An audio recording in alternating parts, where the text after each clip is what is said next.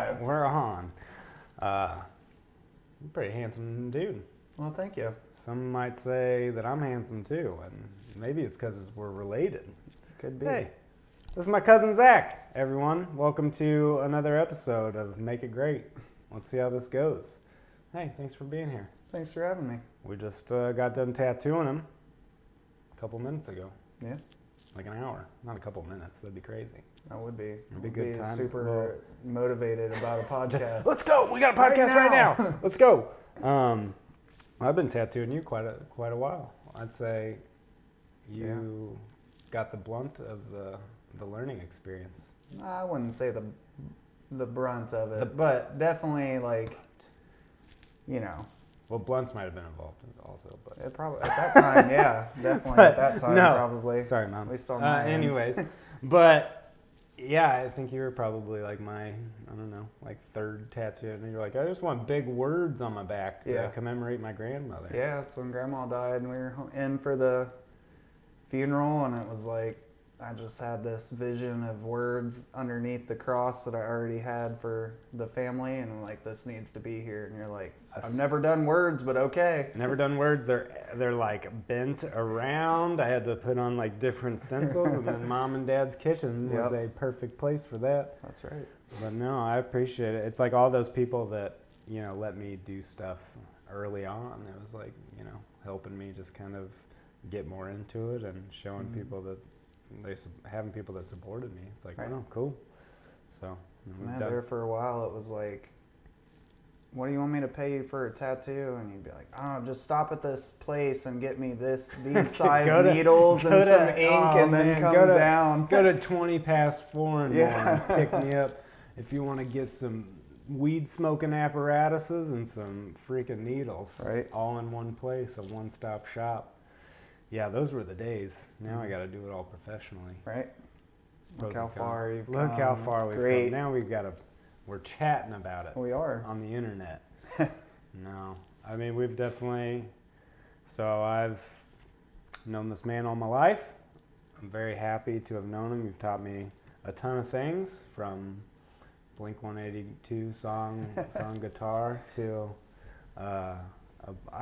I really think, you know, I'm in this like kind of spiritualistically thing, and I think you were one of the first people that I can remember to like, you know, I had, you know, my family and stuff growing up that was all Christian, and you're a Catholic background, heavy Catholic. Like, I've been to church with this guy a couple times, and Catholicism, like, whatever you want to do, those services are not fucking fun.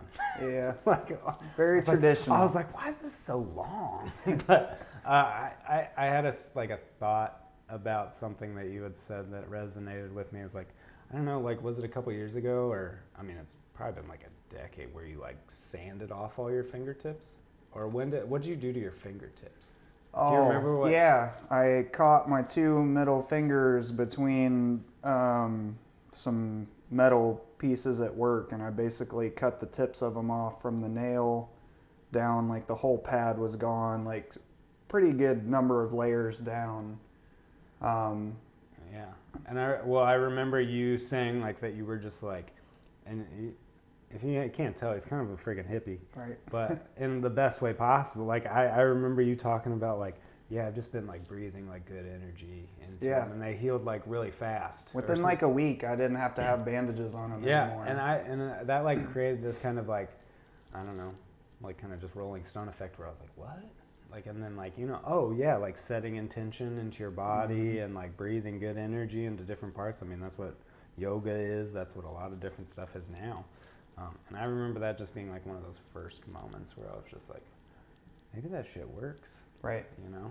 I can say though, because like at the time, I had just come back from like Arizona. I'd been back from Arizona for a little while, or maybe even Europe.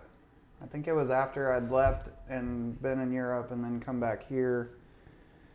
But like now, or in different times in my life, I can remember that working, and I work in construction, and I'm stubborn, and I don't like gloves and things. So like I always am getting cuts or jacking up my fingers, and it's like I've done that on more than one occasion where it's like, I'm just going to love on this thing and tell it it's fine. But it's like, if I'm not in the right place in my head, or in a spiritual place where I really believe what I'm doing and like setting that intention with the like clarity, Yeah. it doesn't really work as well. You gotta believe it, and you gotta actually Yeah, set. it's You gotta kinda be like- like in that present moment with no other distractions, and kind of like scan your body. Like that's a lot of meditative practices or spiritual practice. Like scan your body, find out if something's not feeling right or whatever, and breathe that loving light and intention into it. Right.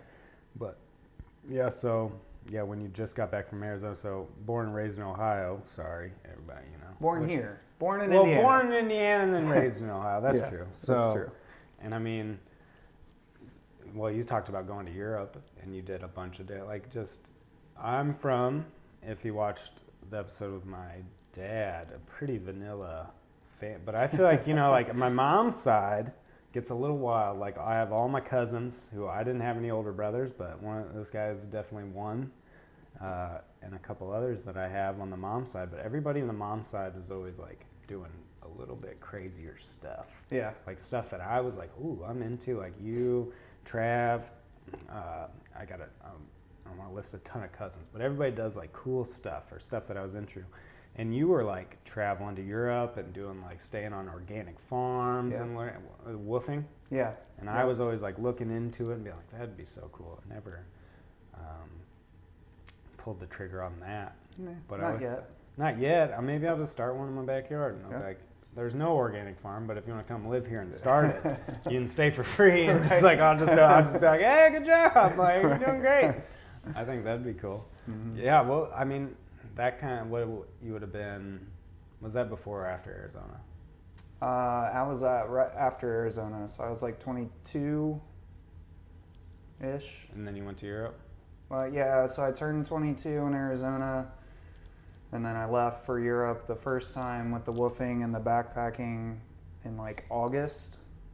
And I think I made it there about 6 months and then came back. Yeah. And I mean, that's such a.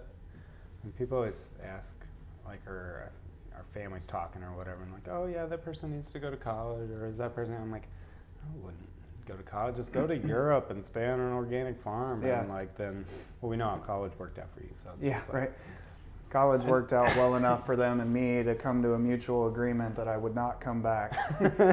Yeah, that's cool. I get it. Like, it's not for me. But no, I think that's like such more like, well, you get cultural knowledge, you get knowledge of just all sorts of things where it's just useful in everyday life, like adapting and just being put out of your comfort zone. For one. Huge.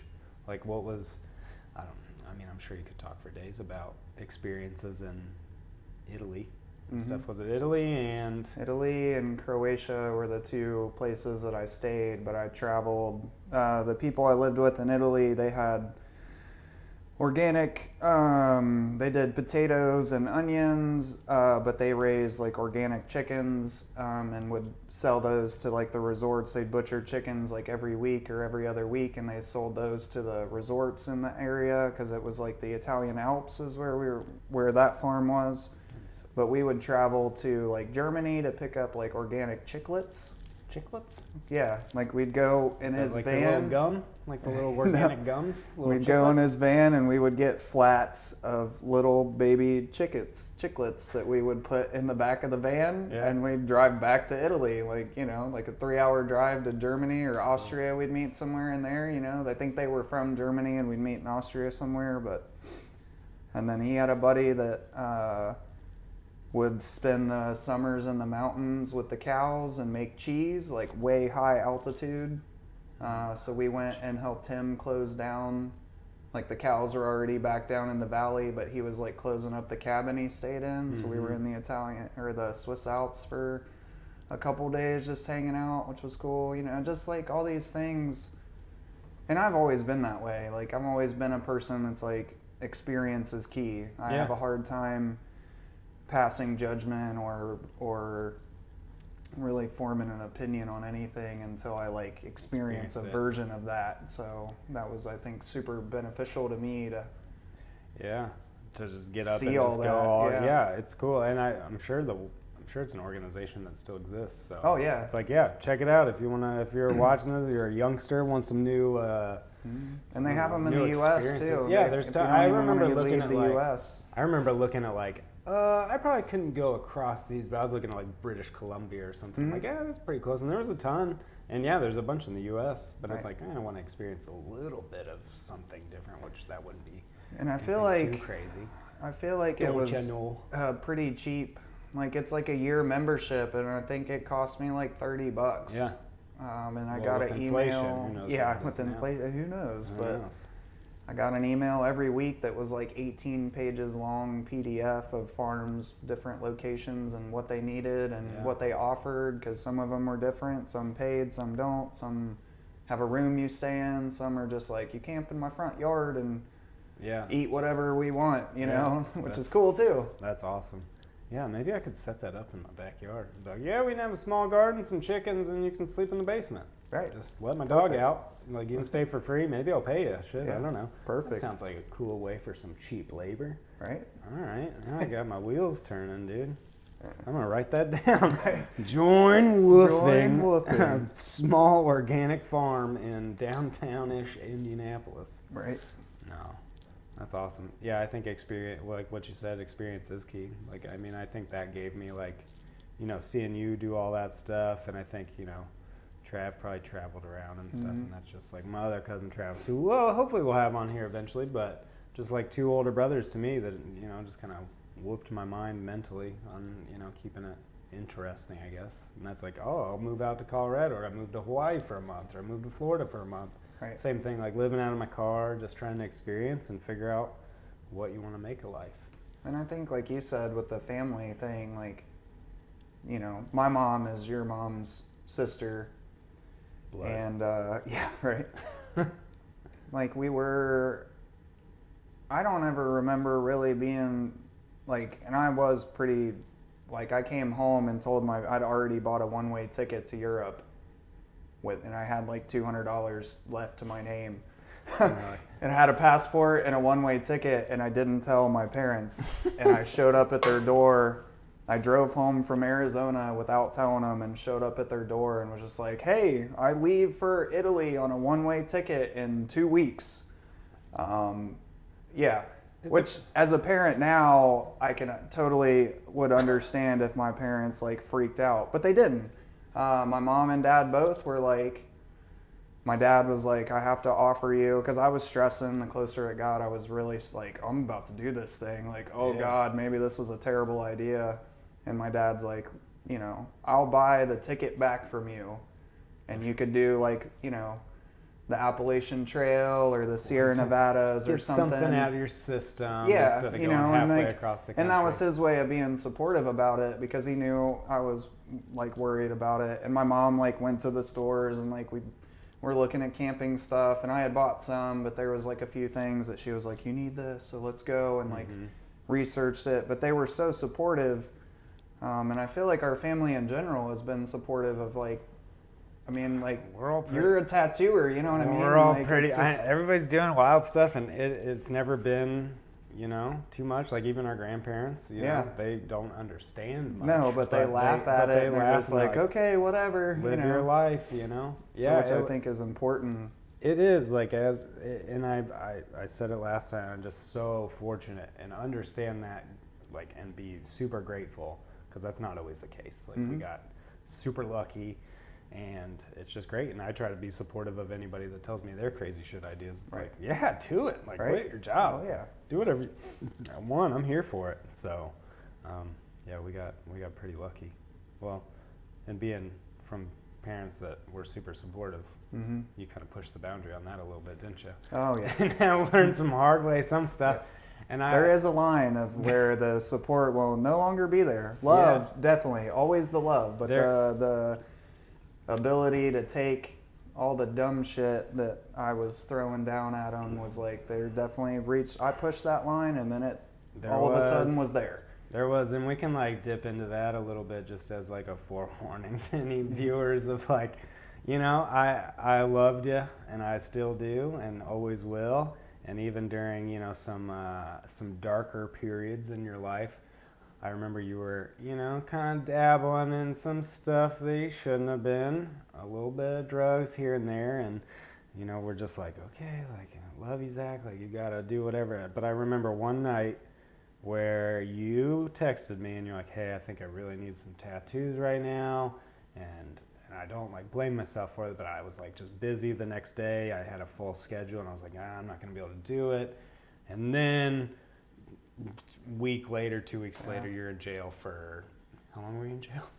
That time, I don't know. I think that was the, that was like, I think that was the beginning of like that long stint. I But think- like all and ever out of the system Yeah, yep. was like how long were you like dabbling in that kind of lifestyle? Oh, probably. I mean, you know, like I said, experimentation, like the whole experience thing is like, I think a Don't great thing. Knock and it if you can, try. can be the bane of someone's existence like me. Like I pushed the realm in many areas of my life, and that was one of them. And that was a thing that led me down the path of like, you know, doing the normal thing as a young kid, experimenting with things. But like I always wanted more or needed more, or was like, ooh, what do you got? Let me try some of that. Oh, that was cool. And then I'd find that guy, and then I'd find the next guy that had something a little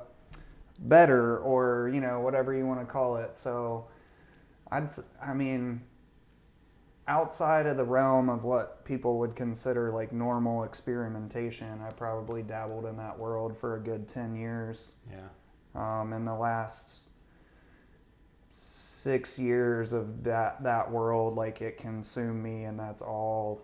Like I held it together for a brief period of time, and then it pretty much like the wheels fell off, and I just ground myself into the dirt for about 6 years. Yeah. With a few periods of like getting out of it, but like I just wasn't.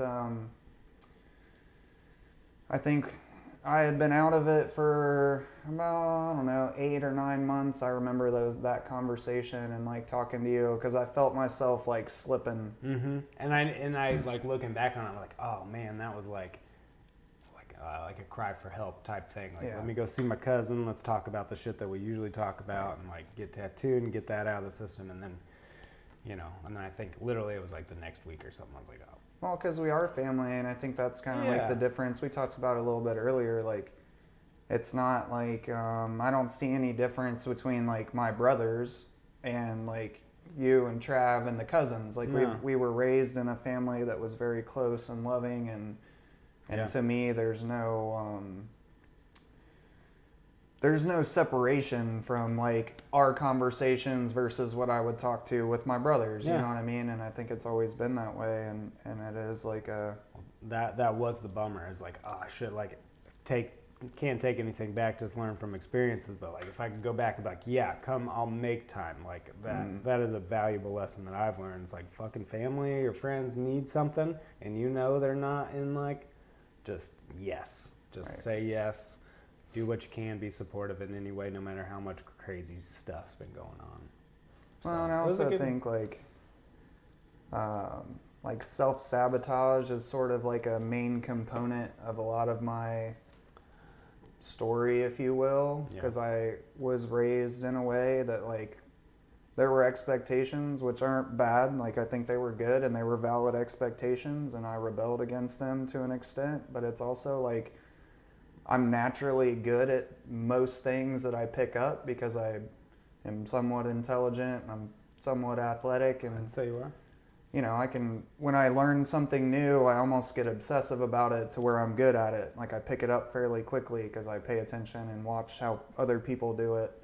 And I had some failures after high school, like the whole like me and the college deciding we're not going to do this together anymore kind of deal, you know? And it's like that coupled with some things going on in the family were just like things that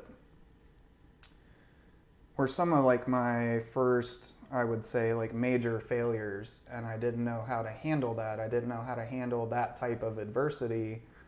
And then as the years went by, I just felt like I didn't deserve the good things because I had started doing all these bad things. So then like when I would get away from the bad things and I would be out of it for a little while, I'd get to this place where it's like people start saying, "Oh, we're so proud of you," and I didn't know. I'm like, ooh, because I didn't like who I was either. Even though I wasn't doing the bad stuff, all that stuff was left over, and it's like I couldn't handle that, and it's like eventually it's the self-sabotage thing. Like, I do way better if you just leave me alone and let me do what I think I'm supposed to be doing, versus like I don't need the praise or the stuff. Like, I almost dislike that more than just people pretending like I don't exist. Yeah, it is like the same kind of deal where, you know, I've been, you know, blessed with a great family that, you know, haven't had to deal with any kind of crazy trauma or anything kind of crazy bad. And then when that first failure or something hits, there's that strong pull to be like, what the hell? How do I self-medicate, self-sabotage, like get out of this feeling? Because you're not really used to it. Yeah. And then that just takes hold, and you're like, but luckily mine didn't happen until like much later, where, you know, things started to not go the way I really wanted them to, and you really gotta dive deep and find out where that problem is, instead of looking outward to other things to help solve that problem. It's tough, man. It sucks. But I think, yeah. I've come to a place where it's like I made my decisions. And fortunately, spoiler alert, I was able to amend a lot of those things, and like I didn't have custody of my kids for a minute, and the state of Ohio put me in timeout for about a year because I was wilding out too much and they didn't like it. So I went to adult timeout for about a year. But during that time, like my wife and I were doing the same things together. So during that time, she got tired of doing what she was doing, and I wasn't there to do all the really sketchy things that she didn't want to do. You know what I mean? In order to do those things, yeah. I like the way we're beating around the bush. Yeah. This is super We can fun. come out and No, say it. I like it. But, I like it. It's fun. I like imagination. People can use their imagination. So, you know, during that time, she decided to get better, and she likes to say that was the greatest thing that ever happened to us. Best, worst thing. Because we were so codependent. We've been together for like 12 years and did all the wrong things together, and now we're still together doing the right things, you know, and struggling through like figuring out how to be parents and to the best of our abilities, and have our relationship with her and I and with our families, and, you know, making this thing work. But it's like we were so codependent that if I hadn't have been in timeout, there's no way that we would have been able to get better. Yeah. Because we would tried it so many times, and one of us would be like, I'm tired of being better, let's go back to this thing. And the other person would be like, oh, hell no, you're not doing that without me. And then it would be back to, you know, one might trigger the other one the one time, and then the next time it might be reversed. But that's just been the nature of our relationship. So being gone allowed her to like figure out who she was and get better. Kind of bring those magnets, let them recharge on their own, and then get... And honestly, like I wasn't really doing much when I was in timeout to be better. I just knew that like she was doing things, and I wanted to be with her, and that's all that mattered at that point. So when I got out, I started doing what she was doing, and then I was like, you know what? This is all right. This ain't too bad. I kind of expected myself to go back to the bad things because that's what my history had been. But I made a commitment that like I'm gonna do everything that's asked of me for 6 months, and if things don't get better, like timeout really wasn't hateful. Yeah. I mean, it wasn't enjoyable, but it wasn't like the worst thing. Like I've been homeless in the winter a bunch of times, and being in timeout was better than that. So I'm like, I mean, I don't know, you know? Yeah. That's interesting. It was kind of one of those things where it's like, after 6 months, if things aren't better, then I already know, like, I've made peace with this may be who I am the rest of my life. And eventually it's either I'm not going to exist anymore, or I'm going to spend the rest of my life in timeout, you know? Yep. One of those two things is going to happen. It's a really good way to look at it. Like, okay, if I make this change for 6 months, if things are better, cool, must have been doing something wrong. I'm going to continue to do that. Mm-hmm. And if not, then yeah, screw it. And do something else. I mean, in less than 6 months, it was like my life was so much better that it was like, all right, cool. Yeah. And now I've been doing that for about well, 5 years, over 5 years now. Yeah. So I mean, like on a lesser note, like if anybody just like wants to, you know, like be a little healthier, like this is not even close to timeout, but I was like, oh, here's this food diet, like, and if this works, cool, like I'll do it. And if not, and I, you know, ate different for a week and like and I lost like 10 pounds in 2 weeks. And I was like, oh shit. All right. And I feel great. That works. And that wasn't that hard. I guess I'll change this part of my life then. right. On a simpler note rather than. Oh, but it's the same But it's concept. same concept. It's the same concept. Like I was a person that traveled a bunch when I was younger, and I like loved change. I didn't for like a period of 2 years. I don't think I stayed anywhere longer than 6 months. Yeah. I basically lived out of a backpack, and I never really put roots down, which I thought was great. You know, I was young and it was awesome, and I was like, I love change. And then It's exciting. I think I realized like through my time of like trying to improve myself, like a lot of that change was me avoiding like the things I didn't like about me or the chaos that I left in my wake. Distractions. It's like I'd go in and I'd burn something down, and I'm like, okay, time to leave. I'll see you. See ya. Never again. Yeah. Like, you know, and I did You that. guys deal with it. Yeah, I did that for a couple years, and I again, like it was like a lie I was telling myself to be like, I love change, but really, in the end of the day, like once I got better and got right in my head and I do the things that I do now, it's like I'm more adverse to change than I ever realized. And that was kind of a point of pride for a while, is like I love change, I embrace it, you know. And it's Yeah. like I don't know if it's same. different because I have kids and I'm like have a Now it's like mortgage Not and too like much, not too I'm much. doing this adult thing that I never thought that I could do or even care about things that adults care about. Like I was looking at investing in stocks like months ago, and I'm like, who am I? We're talking about Roth IRAs, Yeah, I'm like, ladies who- and gentlemen. What has just came out of my mouth? Right. Like, same way, dude. It was like, I mean, shoot, just, you know, 10 years ago, we were hopping fences, jumping into the public pool Right. late at Oh, night so much after, fun. you know, doing some stuff we shouldn't have been doing. Right. And it's like, yeah, let's go do this. And now we're talking about taxes and Right. government and who are we? right, I don't You gotta- know. Hey, you I got don't to know. I eventually you guess got to it's- play the game if you ever want to even Right. come.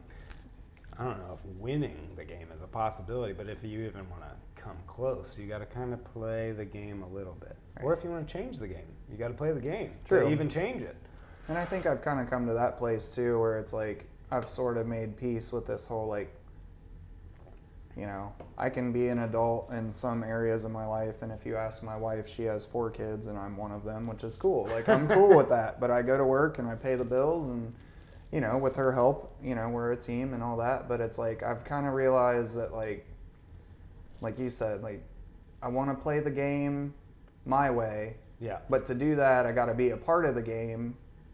And it also affords me more freedom than I think I realized that you could have by being a part of that. You know, if I'm just always fighting the system, which I wanted to for a long time and did, my life was super difficult and not as enjoyable as it is now when it's just like, and not like I'm rolling over and like, yeah, okay, whatever, do what you want. Like I still have strong opinions about things, and I do things generally the way that I want to do them, but I'm also aware that like when you understand the rules of the game and you're a part of it, then it's easier to,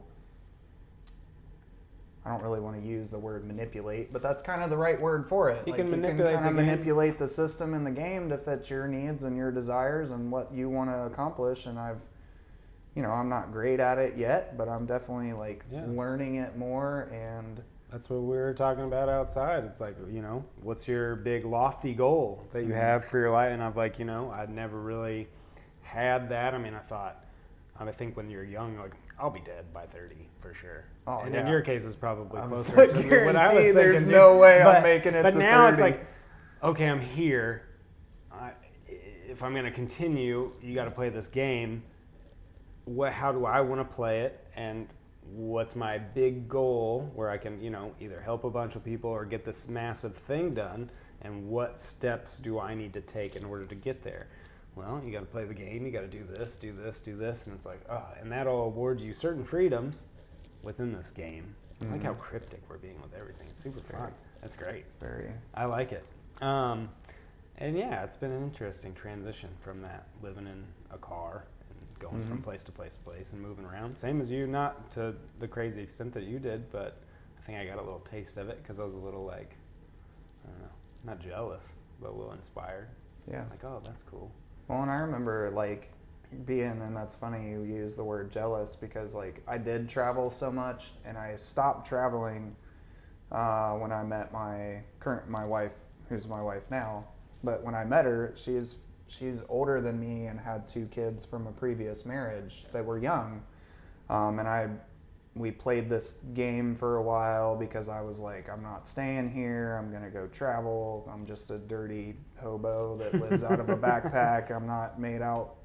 I'm not cut out to be a dad. I think it'd be cool maybe someday, but I'm not ready for this. And I think I was like 23 when we met, so I was still I'd lived a lot of life at a young age, traveled and done all these things and like, mind you, I'm from like a very small Mennonite farming community that's generational of people that just don't leave there. And then you show up. They think a vacation is like going to the big city for like to go shopping is like it's a big deal, and that's cool. Getting but the buffet at the Golden Corral. And that's cool. But I'd been out of the country. I'd lived across and over on the West Coast and traveled a bunch. And we grew up traveling, going to Minnesota and all over, all these places. And you show up and you're just driving this VW van around. You got long hair, the hippie coming out. But like I met her, and there was something about her that I just like I never left. But there was a part of me that wasn't ready for that commitment. And I remember like when you were traveling and gonna go to Colorado and doing all these things, and I was happy for you and it was awesome, but there was a part of me that was almost reversed where I'm like, he's doing all the stuff that I wanted to keep doing and now I'm not, and I have these 2 kids that I'm not their dad. Their dad is a great dude and he's always been a part of their life, but I was like, I made the decision to officially be with my wife and like be a part of the kids' lives, and it's like at that point, I can't just screw it. I'm out. Good luck. I mean, I can. You picked things that were in your own best interest. But I made those decisions, and I didn't feel like it was the right move to just bail out on them. You know what I mean? So it was like, and obviously, like we're still together, and it worked out great. You got a beautiful family, and I think you made the right choice. I wouldn't change it. I'm proud of you. Don't take that the wrong way, dude. No, but I wouldn't. I think everybody is. Well, you were saying that you didn't like when people said they were proud of you. You're like, just leave me alone. So I've come a long way in that regard. You have, man. I mean, we've done some growing. I don't seize out as soon as you say it like I used to. Like the humbleness. It's tough. I mean, it's like I said, we got a bunch of family that's doing awesome things, and it just makes you kind of want to also do cool stuff and push it, and everybody's supportive. And it just holds that, what's the word I'm looking for? Like you want to keep up. I don't know. Yeah, nothing's coming up. Nothing's about his blank. No, but just it makes you, it's not inspiration, but it's like accountability. Yeah. Not so much accountability, like nobody like expects anything, Craig, but you like want to contribute to everybody else doing cool stuff, and I think it's all kind of artsy stuff for the most part. Like you do ironworking stuff, which some people would say that's just construction stuff, but there's an art to it. You've made stuff for me. I don't know how that was very like subpar. No, it was cool, and he made me some little table things that lift my table up that I need to use more often, but sometimes scary for people. It's high. I'm like, I don't know if insurance will cover this. Fall off this thing. Don't anybody try and come in and scan this guy, man. He's been in jail before. I mean, time out. Go after him. I'm going to sue this guy. Who made this? This guy over here made these. Yeah. No, but I think that stuff's super cool. And yeah, it's been a fun relationship to kind of rekindle over these past few years, talking more often and catching up. And yeah, kind of like both of us were raised pretty, in a Christian household with Christian ideologies that both of us were like, no, at Yeah. a certain point. And now we're kind of like weirdly like getting back into it, which is a weird thing. Like I never, if you had asked, 20-year-old Bart, I'd been like, no. Never. And I'm like, I understand everybody's, there are super big problems with the church, the religion, like the big part, but there are some good nuggets in there. Like if you don't know that about me, I like some parts of the Bible. Like I think it's cool stuff.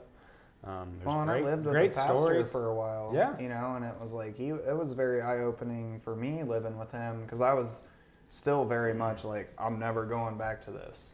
Yeah.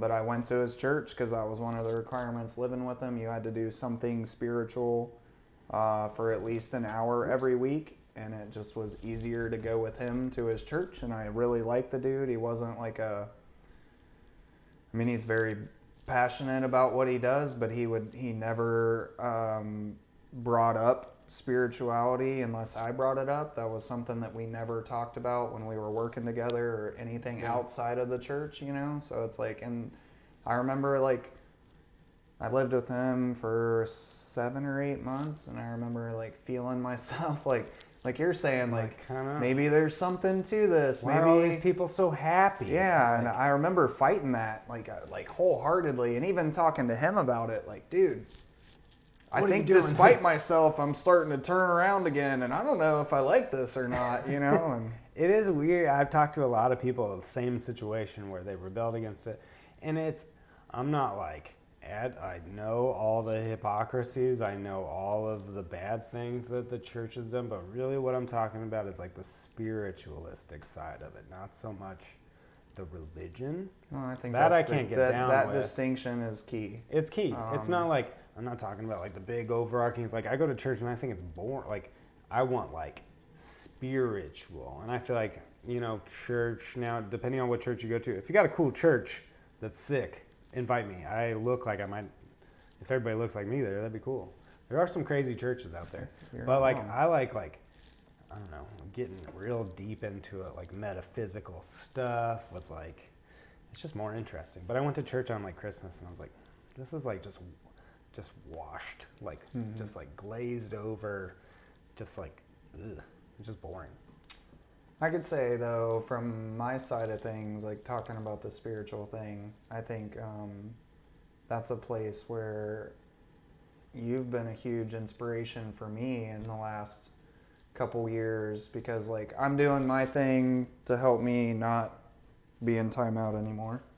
And keep my life together. And there's a spiritual aspect to it, but I've always kind of like, for a long time, I wanted to define that, and it would drive me nuts. And then I would go back to doing the not good things because, like, I couldn't get down with the spiritual side of what I was doing. So, like, this time around, when I started doing the right things again, I was like, I don't really care what it is. I have no definition. I just know it's working for these people, and they look happy, and I want to be happy, and I don't want to do what I was doing anymore. So, whatever. Yeah. And it worked. And it still works, but like you had some stuff happen and you've kind of taken that to a level of like being real motivated to work on yourself and the spiritual side of that and like all of that. And it's like, I think for me, it's been a big inspiration for me to kind of push, like you were talking about, like the whole family does cool stuff and we do kind of push each other, and it's not a mandatory or like... It's not a competition. It's not a competition, but it's inspiring. I think we all kind of inspire each other to do things and be better. And like, I may not take the same path you're taking, but because you're doing it and we talk about those things, it inspires me to look at things and be aware of more things in my life and actually like commit to devoting some time to doing some things different and doing that change, which it does seem is harder the older I get or the more things I got going on. It's harder to commit time to it. But when somebody else is doing that, it's like, if they can devote 10 minutes of their day to doing it, then I could do that, and then we can talk about it, and it is like helpful. Yeah, it was. I had that, like what you were talking about, like defining it. That was my big problem when I started doing life coaching 2 years ago now, which is crazy. it was like, you know, there was a lot of the word God and stuff used, and I was like, dude, I just can't like get down with saying. He's like, I don't care what you call it. He's like, you can call it whatever you want. That's not what I'm talking about. Like, I'm not talking about this, you know, when you say the word God or Christian, like, you know, it just kind of closes things up and it's just boring. Like, just open it up to whatever you like, source, universe, whatever you want to call it, but just something. And after I made that, like, kind of, oh, okay, let go of that definition. It's like, it's been interesting. Like, you know, just feeling some sort of invisible force type thing. And yeah, dedicating time to it. It's not easy. It's hard. Like, but you choose your hard. You can either, you know, be, I'm not saying everybody that doesn't do that is miserable, but, you know, there are certain things that we try to fill our lives with that do not serve that purpose. Right. Like when people are like, oh, there's a, you know, this size hole in your heart that you're trying to, it's like some of that is pretty accurate. Yeah. And you can try and distract yourself from it. You can do it, but, you know, just working on your person, working on your, what holds this little meat suit you got going on. And it's like trying to keep it healthy and happy is, it's not easy, but it is rewarding. I feel like, I definitely feel like I'm in a better place with, you know, better knowledge and ambitions of what I want to get done and how I want to try and help people. I don't know what this is, we're doing something with this, but it's been cool. It's been good reflective. So yeah, thank you. Well, Yeah, man. yeah, find yourself an accountability buddy, you know, just like, Right. hey, and that, you know, I'm a part of a group that does that, you know, we talk fairly often and meditate, and there's homework on how to do that, and, you know, without that, it's easy to just not do it, but I think accountability is huge for me. I like, you know, a team and, yeah, just getting help, but it's been nice, yeah, catching up, and we'll have to, like, catching up like on a more frequent basis, and it is one of those things where you got that connection, that synchronicity, because very often I'll think about you for 2 or 3 seconds and then, oh, look who's calling me later that day, Right. and like vice versa. Or vice versa, Yeah, I know you've said that happened a couple times, and it's weird. I wonder if I'll think about Trav right now, maybe I'll FaceTime us both or something. That'd be awesome. That would be so funny. But I'm trying to think of some other stuff. Like I said, we just got done tattooing you. We had some pizza. It's pretty awesome. Mm-hmm. Family. Timeouts. You got anything else you want to say? We're starting a commune. We'll start a commune. Yeah, that's You definitely. want to could be a come live thing. on some land with us? No weird sex stuff. Just animals, food. just got to throw that out there. I mean, if you want to have weird mean, if sex that's stuff, your I'm not thing. like, you can do it on your own. It's all consensual stuff. Not with the animals though. Don't do that. Don't But- do that. They frown on Just people frown on that. weird tangent. No, but we were talking about our lofty goals, and you know, I think that we've both had that kind of like thought of like commune where everybody helps each other, and now it's kind of turning. You know, I'm playing the game, Mm-hmm. and it's like, how can we make that possible? It's like, it is possible. We just gotta, you know, play the game a little bit and figure out some cross some T's and dot some I's. But I think that'd be a cool thing. Maybe we just do it right in between Columbus and Indianapolis. Where's that? Richmond? Richmond. No offense, anybody from Richmond, but I don't know if we want to do it there. It's a great American city, dude. They got a sign that says so. I think our moms They're all took us. American Did they have city. like a really big playground there? I think so. Like Didn't a we used to crazy meet, wood. like, halfway? That's what I was thinking. Like my mom and your mom took us. I remember like a huge. Somebody fact check me. Find out where this is. It's like a huge wood, and like there was a lot of wood. It looked like Splinterville. Maybe it was Yes. called Splinterville. That'd be Maybe. kind of sick. That would make sense. I can't imagine. Like, yeah, and there was some tall stuff. Yeah. Did it have the walking path and Yeah. stuff too, It or had like walking something? path around. It had like a bridge that was bouncy. Yeah, I remember that place. I have no idea where that's at. It's but gotta be somewhere in between. I feel like, I don't know. I hope so. I want to bring up that story of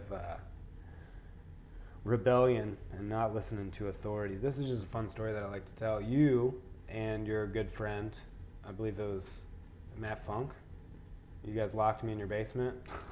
You Yeah. guys, like, how much older are you? Are you like a year, 2 years? A year, I think like a year and a half ish. Yeah. well, you and your friend were like picking on me or whatever, and I was probably I don't condone this, by the way. 6, 7 or whatever. I don't know how old I was, but they locked me in the basement, and there was a little gap in the basement like this big, and I was like, hey, like so, and his buddy man like looked down, and I just friggin' spit right into his eyes and got my ass whooped after. I probably didn't get my ass whooped, but I probably ran around screaming for an hour. Yeah, probably. That was just a fun story. Kids are assholes sometimes. I lived in Ohio for a short period of time, and you guys were only like 20 minutes up the road or whatever, and that was chipped huge. my front tooth playing football in the basement. Do you remember that? We played football in the basement when you lived in Springfield. Boys will be boys. And I tackled you, and I hit my chin on your tailbone, and it chipped my front Tackle tooth. on the ass first? Yeah, your ass got hell yeah. Your ass got my tooth. Strong ass. Like, no, I remember just such a good times running around your guys' like little farm area. And just right. I think those were vital times, and like just, having that kind of family bond running around. And then we moved back to Japan. Yeah. Whew. Good times. Well, shit. This was fun. Yeah. This is a new thing. I don't know. I was like, hey, you want Totally to be on a podcast? unscripted. I'm going to put like your credentials like Dr. Zachary Oakes and his lifestyle. That was Larry David. Says, make America pretty, pretty, pretty good again. Just in case anybody thought this was somebody else. I approve of that message. I approve this message. Everyone, thank you for listening. I want to thank my cousin Zach for being here, taking the time to chat with me. I hope you all are enjoying these. I'm going to start putting out some more, making some changes. I've got another new microphone, so hopefully this works better. I'd love to have a bunch of people and just kind of keep this thing rolling, kind of figuring it out. Oh, what constitutes a great day, in your opinion? Man. I know, it's kind of It's a loaded question. It's loaded, and it could. There may not be a quick answer for that. I can give you kind of a quick answer. Give me a quick answer I think for a great day depends on my mood. Because if I wake up and I'm feeling real positive and accepting of what's going on in my life and understanding what I can and cannot control, then it seems like everything's real smooth. And even if the weather's bad or the sun's not out, or it's like I feel like I can have a lot of great days when my mental place is one that is very like already great. Yes. So interesting. That's pretty good. I was I had a great day Friday, and I work outside, and it was about 25-mile-an-hour winds, and it was snowing on me all day, and but you had that right mental attitude. It was cool. I was happy about it. That was this yesterday? Yeah. So Wednesday and Thursday, I was like just loaded with energy and like productivity and just crushing. I'm just like, holy cow, like I woke up at like 5 or 6 those mornings without my alarm, and I was just ready to go. And I was like, what is going on? Because like the past few weeks, I've just been like hitting snooze, not wanting to do anything. And I was like talking to my sister. She's like, oh yeah, the planet's something, you're Capricorn. Like, I've been talking to all the Capricorns, this is what's going on. You get a lot of, and I was like, really? Like, that's horseshit. Right. Like, dang it. And it was great. And it kind of wore off a little bit today. I don't know where the planets are now, but they go. It was making it a great day easy because my mental attitude was in those things. And those were all great days. So, cool. Well, thank you let's all give them a round of applause. I've been forgetting to hit these damn buttons and stuff. Woo, woo, woo. Everyone, thank you. Remember, make it great, whatever you're doing. Love you. Subscribe. Do whatever. I don't care.